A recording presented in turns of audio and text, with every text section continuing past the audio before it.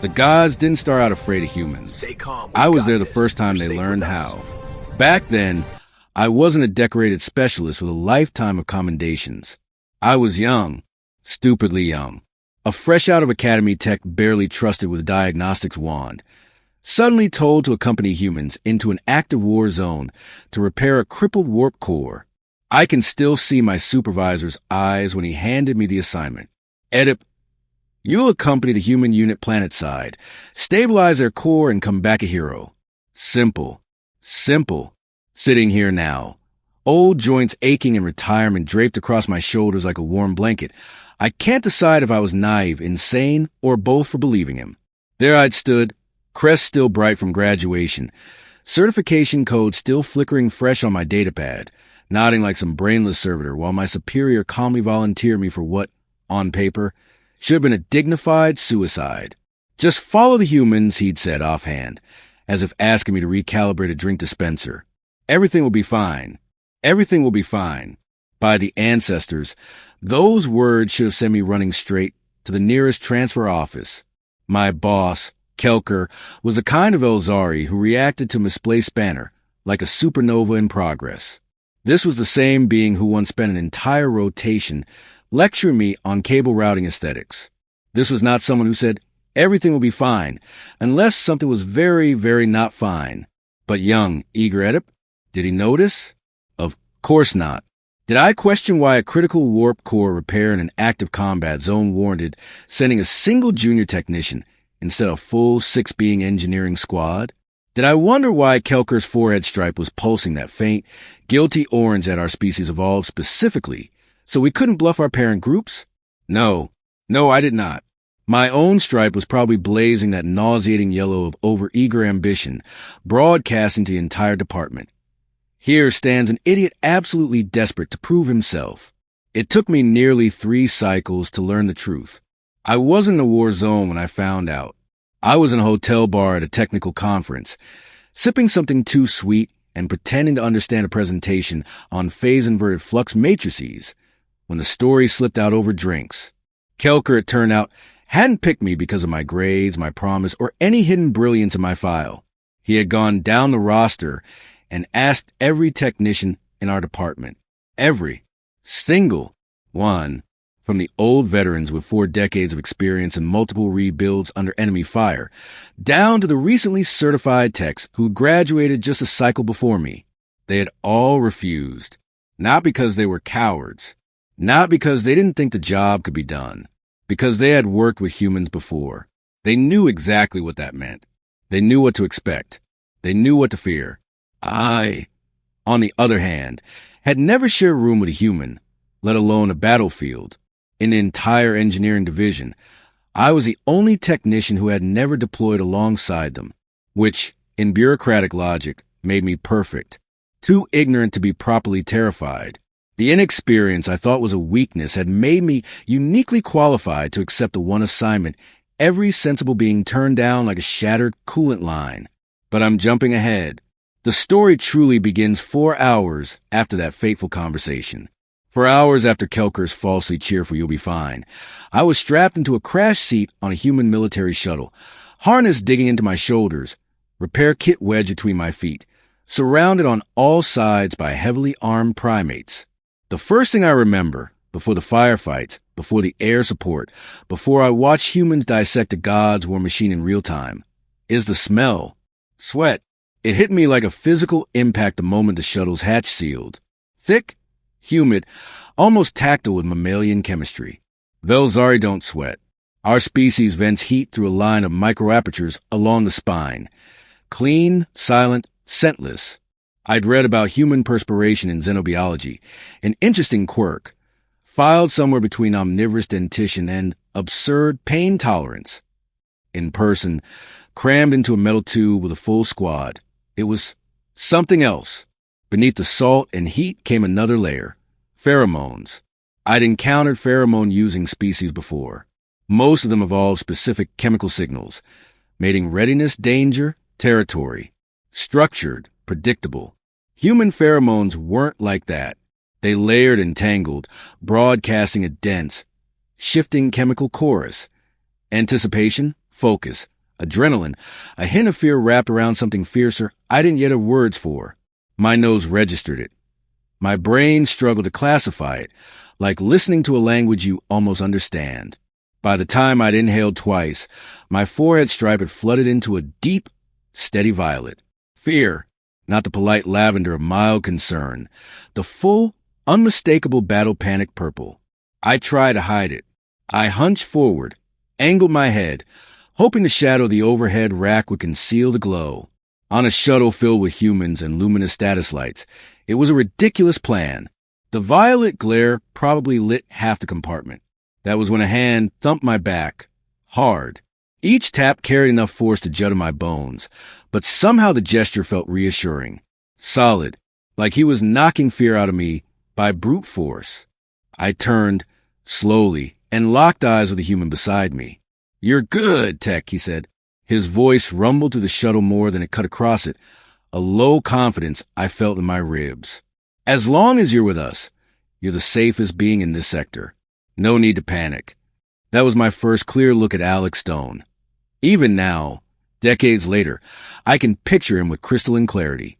Tall for a human, which made him a walking skyscraper to a Velzari of my modest height.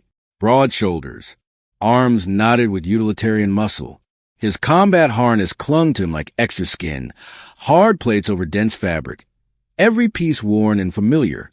Where I had a compact toolkit, Alex was essentially a mobile armory. Rifle maglock to his chest, sidearm on his hip, a knife big enough to qualify as a small sword strapped to his thigh, and enough grenades clipped to his gear to make a safety inspector faint. He looked like a creature engineered for destruction. But his face was calm. Not blank, not distant. Just at ease. Eyes sharp but warm, expression open. When he smiled, it was with genuine friendliness, not the brittle edge I'd seen in too many officers. "First time riding with humans?" he asked. He didn't need an answer. My blazing violet stripe had already filed the paperwork. I managed a tiny nod anyway. "You'll do fine," Alex said, giving my back one more heavy, but weirdly comforting pat before leaning into his seat again. Everybody gets the pre-drop jitters. Even us. I considered pointing out that his head wasn't broadcasting terror in bioluminescent ink, but I decided not to highlight that particular disadvantage. Around us, the squad moved with deliberate efficiency. I'd skimmed their personnel files during mission briefing, but my eyes had kept drifting back to the warp core diagrams. Names were a blur then. They wouldn't stay that way for long. James, lean, sharp-eyed, sat across from us, flicking through readouts on his tablet. He handled the drone swarm. His fingers danced across the interface with the unconscious confidence of someone who'd rewired his own neural pathways around it. Samantha, dark hair braided tight against her skull, checked and rechecked her comms rig. Her attention was a straight line, from antenna calibration to encryption status, to signal integrity. I recognized the intensity. It was the same look I'd seen on my own face in Academy Lab reflections. Ryan, the team leader, occupied a seat close to the cockpit, night vision goggles perched on his forehead, like a second pair of eyes waiting to drop. He studied a hollow projection of our landing zone with an expression that could have been carved from stone. The shuttle dipped. My stripe flickered between violet and a sour green-gray, fear blending with vertigo. Atmospheric flight was not my favorite thing. 30 seconds, the pilot's voice rasped over the intercom. The humans moved as one organism. Harness buckles snapped. Weapons were checked, not nervously, but with ritual precision. Velcro rasped, ceramic plates shifted, ammo counters blinked. Alex cycled his rifle again, though it was already clear and ready. This wasn't paranoia. It was professionalism. The landing itself was insultingly gentle. I braced for bone-shattering impact, alarms, smoke. Instead, the shuttle kissed the ground. If not for the subtle shift in gravity and the shudder of struts taking weight, I might have missed it. "Move," Ryan said. Not shouted, just a firm, commanding tone that somehow carried more weight than any scream. They poured out in a practice sequence. James first, his wrist rig already whispering orders to the swarm spilling from the shuttle's belly. Samantha next, her comms array humming to life as she established secure channels. Ryan followed, rifle up, eyes already scanning for threats before his boots even hit dirt. The rest of the squad flowed after them in a seamless stream of motion. I wrestled with my harness. My fingers, slick with stress, slipped on the release clasps. By the time I finally managed to disengage it, the shuttle was empty, except for me, and one human. Alex had come back. He'd made it all the way to the hatch, realized his useless little technician was still wrestling with a belt buckle, and turned around.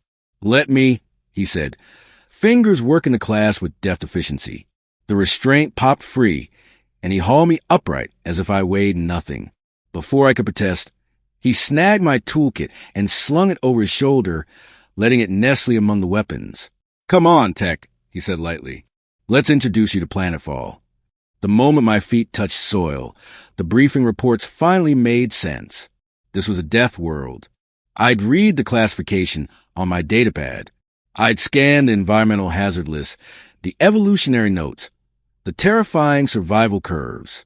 The words hadn't prepared me. The air itself seemed hostile, humid and heavy, buzzing with microscopic life that would have killed me in minutes without the filters woven into my suit's fabric. In the harsh glow of the shuttle's exterior lamps, the ground writhed. Insects, or something like them, scuttled over the soil. Too many legs, too many eyes, kiting glistening with alien iridescence. Any one of them was larger than my head. Several dragged pieces of something uncomfortably bone-colored. Above us, wings beat against the night. A silhouette with a wingspan of at least 3 meters crossed the sky, briefly outlined by distant flashes of light. Explosions. The war wasn't abstract anymore. The horizon snarled with noise and fire. Artillery flashes blinked like angry stars.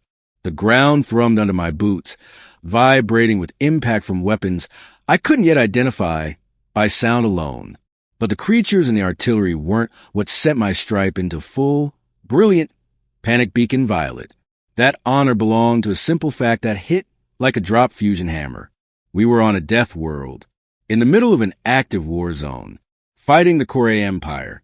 The Kore, one of the old powers, an ancient species that had been crossing the void while my ancestors were still figuring out soil rotation. Their technology had shaped half the known trade routes. People built temples to them. Literally, some polities offered tribute as if to distant, dangerous deities. And I, barely old enough to rent my own habitation cubicle, was standing on hostile soil, clutching a toolkit in a war against them. My legs locked. Every muscle in my body forgot about movement as a concept. The toolkit in my hands might as well have been a collapsed star. My stripe was so bright I'm fairly sure you could have seen it from orbit. Edip, right? Alex's face filled my vision.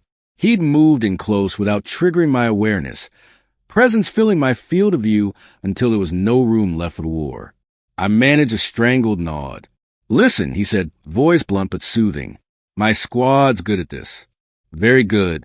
We've run missions nastier than this one and walked away with all our limbs. Mostly. That mostly did not help. Our job," he continued, "is to make sure people like you get to do your job. You fix the core. We keep you breathing. That's the deal. You tracking me?" In that moment, his certainty sounded like either the bravest thing I'd ever heard, or the final words of someone who really, truly did not grasp how doomed we were. He glanced at my glowing stripe and huffed a short laugh. "Yeah, the core looks scary," he said. "Ancient hardware, bigger fleets, 1,000 years of doctrine. Got it." He leaned in, eyes catching the faint glow of the shuttle light. Something feral sparked there, not cruelty, not madness. A focused, predatory joy. "But they're not invincible," Alex murmured. "We've beaten them before. We'll do it again. Now breathe, Tech. We have a schedule." He straightened and offered his hand. It took me a second to convince my own arm to move. When my fingers finally closed around his grip was warm, solid, grounding. He pulled, and my legs remembered how to function. "There we go," he said with an approving nod. "You're doing fine. Stay close. Let us worry about anything that wants to eat you." I managed another shaky nod, and together we moved toward the rest of the squad. They'd formed a loose perimeter around a clearing, weapons angled outward, attention fixed on the churning darkness of the jungle. Status. Ryan asked as Alex, and I stepped into the ring of light. Tech's up and functional, Alex replied, as though my total neurological meltdown had not just taken place. No holes yet. Good. James. James flicked his wrist. A holographic terrain map expanded between us. Faint light painting angular shadows across their armor. Swarm mapped a route to the target, he said. 3.2 kilometers. Dense vegetation, minimal elevation change. Core patrol pattern scattered, but predictable. If we time it right, we can thread the gaps. Hunter drones. Samantha asked, present, but light in this sector. Looks like they're focusing most of their automated defense closer to the main lines. We might get lucky. We don't assume luck, Ryan said. We assume contact and survive anyway. Alex, you're glued to the tech. Don't lose him. Roger that, Alex answered, his hand landing on my shoulder. Firm, reassuring. You heard the man. You're my responsibility. I take those very seriously. All right, people, Ryan said. We got a crippled ship to patch in God's Illinois. Move. Just like that, we slipped into the jungle. A squad of humans and one very out of his depth Velzari, cutting through hostile biomass under an alien sky, while a war between mortals and gods raged not too far away. The first hour of that march is burned into my memory with a clarity untouched by age. I've repaired cores during solar flares. I've stabilized drives while ships skim black hole event horizons. Nothing compares to walking through that night with those humans. They move like they've been designed for it. Logically, I know humans get tired. They have muscles that tear, lungs that burn, spines that ache. Accessing these memories, though, it's hard not to picture them as tireless war machines wrapped in synthetic fabric. Samantha walked just ahead of me, boots finding purchase where my hooves kept sliding. Her comms rig never quieted. She maintained a running thread of encrypted traffic with decoy teams, orbiting support, and 3 different command elements. Her attention was split in ways my academy instructors had told me were neurologically impossible. She never tripped, never missed a step. Ryan led us, night vision goggles down now, turning his eyes into eerie green discs. Every few minutes, his fist would rise. The entire squad froze instantly, blending into shadow and foliage so completely they seemed to vanish. He listened, scanned, weighed, then made a subtle hand motion, and we moved again. His every motion was efficient, a predator conserving energy until the exact second it needed to explode. James orchestrated his drones with frightening ease. Whenever I could, I peeked at his display over his shoulder. Dozens of micro-machines, each no bigger than the local biting insects, move ahead of us in a dispersed net. They map the terrain, sniff the air, flag heat signatures, watch for EM spikes. The data stream scrolling past his display was a blizzard of numbers and glyphs. James made sense of it all in real time, translating it into simple, precise guidance. Step left, hidden sinkhole. Hold, native predator ahead, non-hostile unless provoked. Detour 20 meters right, Core A sense a blind spot. He spoke in quiet, clipped phrases, his tone so calm that I almost forgot each correction might be the difference between life and death. And Alex could have focused entirely on the lethal jungle or the Core patrols, but he made my survival his personal hobby. Every few minutes, he glanced back. You doing all right, Tech? Need water? Ground gets slick up ahead. Watch your footing. He refused to give my toolkit back. My protest bounced off him like bullets off a hull plate, absorbed and discarded.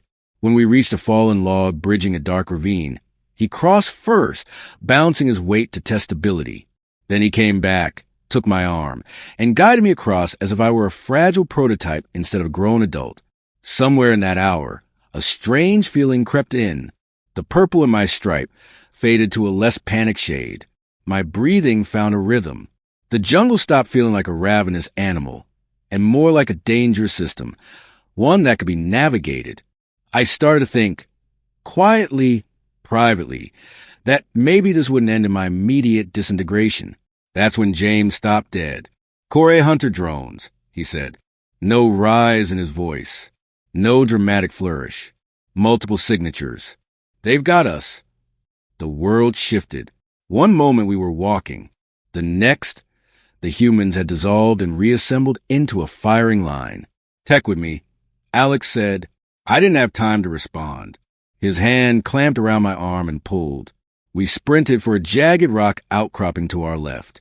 He shoved me down behind it, positioning his armored bulk between me and the direction James had marked. The others had already vanished into firing positions. Samantha dropped behind a fallen tree, rifle resting on the bark, gleaming Cortec barrel tracking an invisible path through the brush. Ryan sprawled on a slight rise, his weapon anchored by a deployed bipod.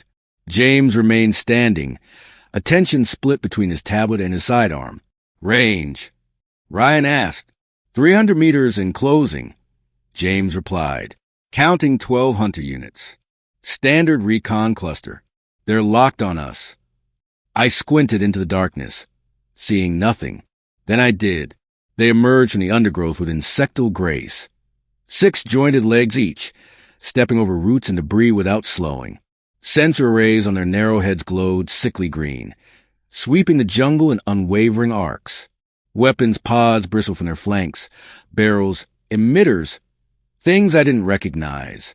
James, Ryan said, and the single syllable carried an entire tactical plan inside it. On it, James's fingers blurred. On his display, a fraction of his swarm peeled away and streaked toward the incoming hunters. The explosion rolled through my chest like a physical wave. A sphere of searing light swallowed the leading edge of the Corée formation. For a heartbeat, the jungle stood revealed in stark monochrome. Trees, drones, humans, even my own trembling hands, frozen in a flash-printed tableau. Then the sound hit, a crack like the sky tearing. When my audio dampeners recovered, half the hunter drones were gone, vaporized. Armor and components had become expanding debris. The survivors staggered, legs twisted, sensor clusters shattered. One attempted to rise. It collapsed in a shower of sparks. 10 down, James reported. 2 still mobile. They're trying to fall back and broadcast. Negative, Ryan said. Drop them. Ryan's rifle barked, sharp and controlled. 1 drone convulsed as something critical inside it died. Samantha's laser, nearly invisible, burned a thin path through the dark. Where it touched metal, that metal glowed, then liquefied. The surviving drone twisted wildly. Tried to bring its own weapons to bear, but her beam traced across its sensor cluster and severed its brain from its body. It stumbled, fell, went dark. I had just enough time to start thinking we were clear when movement rippled to the jungle to our left. Additional contacts, someone called from the flank. More hunters. They came in waves, more 6-legged assassins, slipping between trees, weapons swiveling. The night erupted into a chaos of light and sound. Ryan's calm, clipped orders cut through it. Samantha, prioritize flanking units. James, I want thermal masks and decoys. Alex, protect the tech and block their route to the ship. The squad moved as if rehearsed. Energy grenades arced overhead, detonating in electric blossoms that shredded armor. Kinetic rounds hammered through chassis. Lasers carved glowing scars into Corée alloys. Even in the middle of that storm, Alex glanced back at me. You still breathing? He shouted over the roar. I think I nodded, or twitched, or simply stared with wide, terrified eyes. Whatever I did, he grinned. That's the spirit, he said, then flicked his attention to his own gear. A gesture, a tap, and his tactical glasses lit up. Command, Stone here. Fire mission request. Grid coordinates uploading now. We were already knee-deep in carnage. What more could he possibly? The sky answered. I'd read the documentation on human close air support. I'd seen training sims. None of that captured the reality. The first strike dropped 3 seconds after Alex finished transmitting. One moment. The jungle ahead was a tangle of trunks and Corée metal. The next, a spear of righteous fury slammed into the earth. Heat washed over us. The shock wave shoved at my chest even from our cover. Trees snapped. Soil, rock, and machine parts erupted in a single expanding bloom. Adjusting, Alex said into his calm as ever, marking secondary cluster. His glasses flickered as he tagged another group. A second strike followed the first, slightly offset, catching another wave of drones mid-maneuver and erasing them in a blast of light and dust. More contacts, James reported. The first force was just their feelers. I'm reading 50 plus, with heavier platforms inbound. They're mad. Keep them busy, Ryan said without breaking his firing rhythm. We're not done yet. Roger, Alex replied. Command. Stone again. We're going to need sustained support. Priority targets uploading in batches. The next 15 minutes stretched into forever.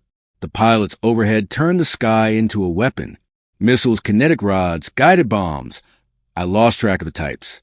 Sometimes the strikes were surgical, carving individual units out of the swarm with scalpel precision. Other times entire slices of jungle simply ceased to exist, replaced by scorched earth and smoking wreckage. On the ground, the humans wove their own violence around the aerial barrage. Ryan shifted positions with ruthless efficiency, keeping firing angles optimal as the Corps adjusted. Samantha reprioritized on the fly, burning down drones trying to flank our airstrike zones. James repurposed his remaining swarm, using them to fake heat signatures and confuse Corps targeting systems. The Corps Hunter platforms were impressive. Their armor shrugged off glancing hits. Their sensors were advanced enough to see through most forms of interference. Heavier units lumbered in behind, walking fortresses bristling with weaponry that would have dismantled armored vehicles. The humans didn't outclass them by raw numbers or ancestral prestige. They outclassed them because they refused to stop adapting. I watched them learn in real time. Each new Corps tactic lasted a handful of minutes before the humans found its weakness and tore it open. Spreading their formation, the humans widened their overlapping kill zones. Using canopy cover, air-burst munitions and upward-angled fire answered. Coordinated crossfire, the squad repositioned to break sight lines and isolate units. By the time the last Corps machine fell, the jungle around us looked like a wound. Charred trunks, smoldering craters, metal shards half melted into the soil. The air tasted of ozone, burned plant life, and the faint chemical tang of Corps coolant. Status, Ryan called. Left flank clear, one of the others answered. Right side clean, another voice reported. No fresh signatures. James confirmed, studying his tablet. I think that's all of them in this sector. Ammo check, Ryan said. They went around the circle, rattling off magazines and charge levels as casually as I would report diagnostic completion percentages. They had just dismantled what had to be a significant chunk of the Corps' automated defense grid, and their tone bordered on bored. Alex turned toward me. The battle intensity slid off his face in an instant, replaced by a gentler concern. You still with us, Edip? I realized I was shaking hard enough to rattle the components in my toolkit. At some point, I'd pulled it tight against my chest like a child's toy. I had no idea what color my stripe was. Some new shade of panic. Probably. My voice squeaked. I tried again. I've never, that was... First firefight is the worst, Alex said softly. He shifted his posture, so he wasn't looming. You did fine. Stayed down. Didn't scream. Didn't bolt. That's all we needed from you. I was fairly sure I had, in fact, panicked. My body had simply chosen freeze and hope the universe forgets you exist as a survival strategy. Come on, Alex said, offering his hand again. On your feet. We need to move before the Corps send something that won't fit in a crater. I took his hand. Somewhere above us, Command began rerouting support assets. Somewhere beyond the horizon, other squads fought and bled. In our little patch of jungle, the humans regrouped, checked gear, and started walking again. Hey there, starbound listeners. A voice says in my memory now, the narration overlay I know you're hearing. This is General G dropping in real quick. If you're enjoying the story of humans terrifying the so-called gods, do us a favor. Tap that like button. It costs you nothing, but it tells the algorithmic overlords that HFY tales like this deserve to be seen. Hit like. Maybe subscribe if you haven't, and we'll dive right back into the war. Thanks for riding with us. Back then, of course, there was no narrator, just the distant rumble of artillery and the steady crunch of human boots on hostile soil. As we moved, a strange thing happened. I felt safer. By every logical metric, things were worse. We were deeper in enemy territory. The Corps definitely knew a human strike team was operating in this sector. Reinforcements would be coming. And yet, I'd seen what these humans could do. I'd watched them take ancient, revered Corps tech and tear apart like scrap. I'd seen their courage, their ruthless efficiency, their refusal to give an inch. If this was a species standing between me and oblivion, perhaps Alex hadn't been exaggerating. Perhaps we really would all go home. Decoy teams are making plenty of noise, Samantha reported as we pushed on. Most enemy attention is shifting east. We got a cleaner lane to the target. Good, Ryan said. Double time. The longer that core is offline, the uglier the orbital picture gets. We move faster. James's drones found paths that slipped between Corps patrols. Samantha coordinated with units I'd only seen as designations on briefing slides.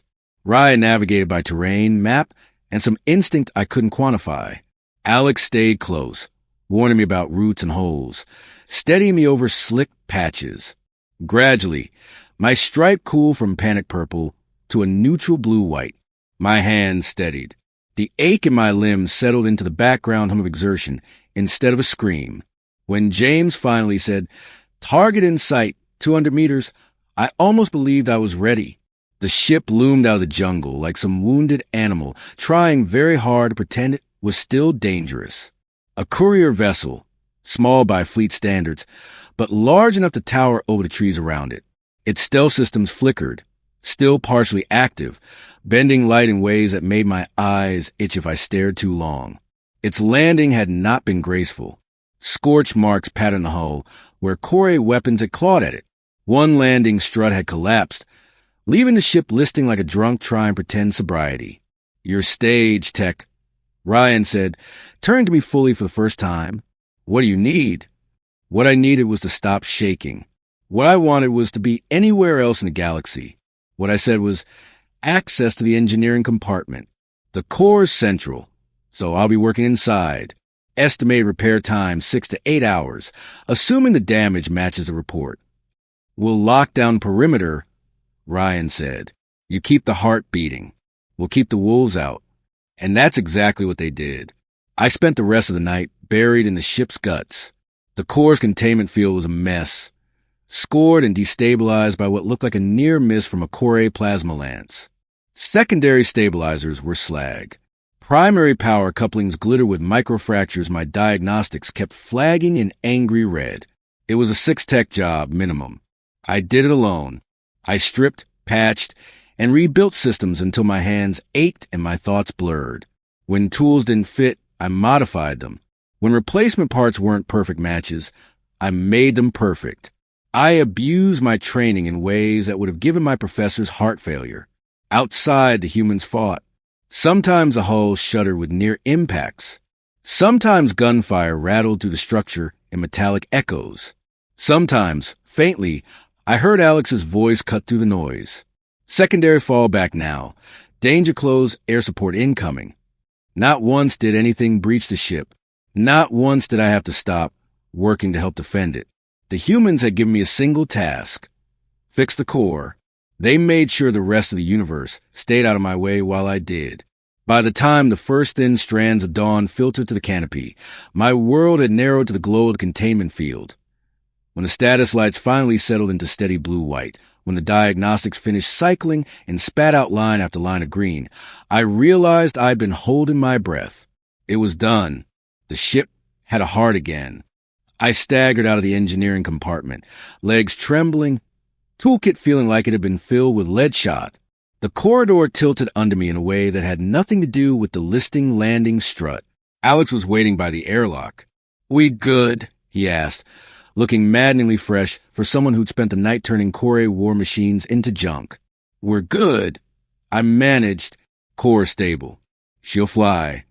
"Outstanding," Alex said, grinning.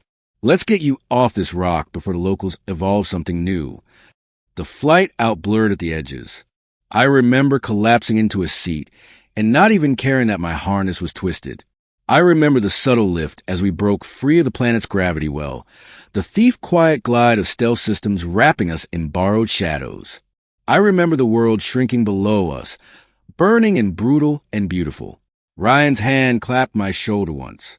Exceptional work under fire, technician. You kept a strategic asset alive. The brass were like that. Samantha pressed a ration bar into my hand. Eat. If you fall over, we're not carrying you. James showed me final tallies on his tablet. Over 300 Core robotic units destroyed or disabled during our operation. Air support got most of the kills, but without his swarms mapping and decoys, half those strikes would have missed. 300 enemies down. Warp core fixed. Every member of our team alive. Not bad for one terrified Velzari and 6 humans who treated war like an unpleasant but routine maintenance task. Alex settled into the seat beside me, armor creaking softly. Told you we'd make it back, he said. Humans pay off our promises. My stripe finally shifted from stress blue-white to a warm, golden hue. Gratitude. Respect. That mission earned me a promotion eventually, not immediately. The military loves its paperwork. First came debriefings, cross-checks, technical audits confirming I hadn't accidentally turned the core into a bomb. Within a cycle, my file read, promoted from junior specialist to full specialist. Commendation noted, recommended for high-pressure assignments. But the real change wasn't in my rank. It was in my attitude. Where other Velzari technicians submitted transfer requests to avoid human cooperation, I began volunteering for it. Again, and again, and again, I worked alongside human combat engineers, reinforcing a station under siege. I joined salvage crews combing the aftermath of a fleet engagement. I signed up for exploratory runs into uncharted systems where the maps ended and the warnings began. I went back into war zones. Every time a call came for technical support willing to embed with human forces, my name landed on the list. Each mission taught me something new about them, their creativity under pressure, turning battlefield junk into workable solutions, their loyalty never leaving a teammate behind, even when that teammate was a shaking Velzari tech, their capacity for gentleness with civilians and allies, contrasted with terrifying brutality when someone threatened those under their protection. And over, I watched them fight the old powers, not just the Core, the Sare, the Kalundi, the Vax Collective, species that had sculpted the political landscape for millennia, species with vaults full of ancient knowledge and fleets that could blot out stars. Humans stopped them, not because human bodies were better. They weren't. Not because human tech was innately superior. Much of it was adapted, stolen, or reverse engineered. They won because they refused to be static. Every engagement was a lesson. Every failure carved into doctrine. Every success refined and iterated. The gods of the galaxy feared humans not because humans were the strongest. They feared them because humans never stopped changing. My career skyrocketed. By 40 cycles, young by Velzari metrics, I climbed as high as our technical ladder went. There were no more boxes above mine on the organizational tree. So the Galactic Engineering Corps drew a new box. Senior Technical Specialist, Cross-Species Operations. My parent group nearly fainted when they saw the pay grade. I held that rank for 60 cycles, working almost exclusively with human units. Bureaucrats started referring to me, half joking, as the Velzari who understands humans. By the time I retired, I'd logged more missions with humans than any non-human tech in the Corps. I'd saved 4 ships designated unsalvageable in initial assessment. I'd become a quiet symbol to younger Velzari that maybe, just maybe, working with humans wasn't suicide with extra steps. All because I'd been too young and too stupid to be properly afraid when Kelker shoved that first assignment across his desk. Looking back now, in the comfortable twilight of my life, I am grateful for the ignorance that let me say yes when wiser heads said no. Grateful for Alex and Ryan and Samantha and James and all the humans who formed walls of flesh and steel around me so I could do what I do best, Grateful for that night on the death world, kneeling in the guts of a dying core, while humans fought gods outside. Most of all, I'm grateful that, for once, I didn't flinch away from the species everyone else whispered about in terror, because that choice gave me a career, a purpose, and a view of the universe I'd never have understood otherwise. The gods may fear humans. I learned to trust them, and that was the beginning of our story. Because just when I thought my part in it was over, just when I settled into retirement, telling war stories to anyone who'd listen, my comm unit lit up again. Human encryption, human priority code, from a name I hadn't seen in decades. Alex Stone, Tech. His recorded voice says, older now, but still carrying that unshakable certainty. We got another problem the gods can't solve. And I need the one Velzari who isn't afraid of us. The message ends there. That's where this chapter stops. If you want to hear what happens when an old Velzari tech answers one last call from the humans the gods dread, you know what to do. Tap like, leave a comment, share this with someone who loves HFY tales. The more you support these stories, the more missions we can drag you along on.